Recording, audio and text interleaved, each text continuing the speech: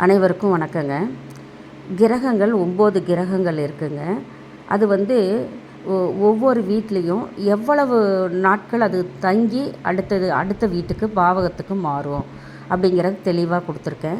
சூரியன் ஒரு வீட்டில் ஒரு மாதம் இருக்கும். சித்திரை மாதம் மேஷத்தில் இருக்கும். ரிஷபத்துக்கு வைகாசியில் வரும். அப்படியே 12 அப்படியே ஒவ்வொரு வீடாக மாறிட்டு வரும். சந்திரன் ஒரு வீட்டில் 2.25 நாட்கள் இருக்கும்.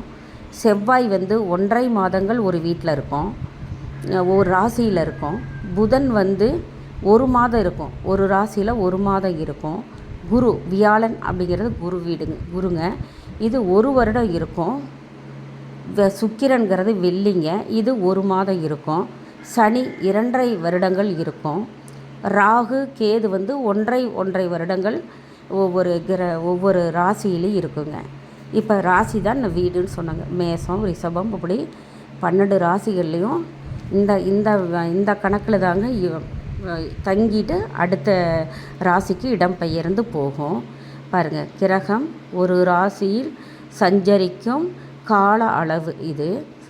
இப்போ இப்போ தமிழ் மாதத்துக்கு சூரியன் எடுத்துக்கிட்டிங்கன்னா ஒரு வருடத்துக்கு 12 மாதத்துக்கும் 12 ராசியிலையும் ஒவ்வொரு மாதம் இருந்துட்டு வருங்க. அதே மாதிரி செவ்வாய் கிரகம் ஒவ்வொரு ராசிலையும் 1.5 மாதம் இருக்குங்க. இது தாங்க ஒவ்வொரு கிரகங்களும் அந்த ராசியில் சஞ்சரிக்கும் கால அளவு நான் உங்களுக்கு கொடுத்துருக்கேன். நன்றி, வணக்கங்க.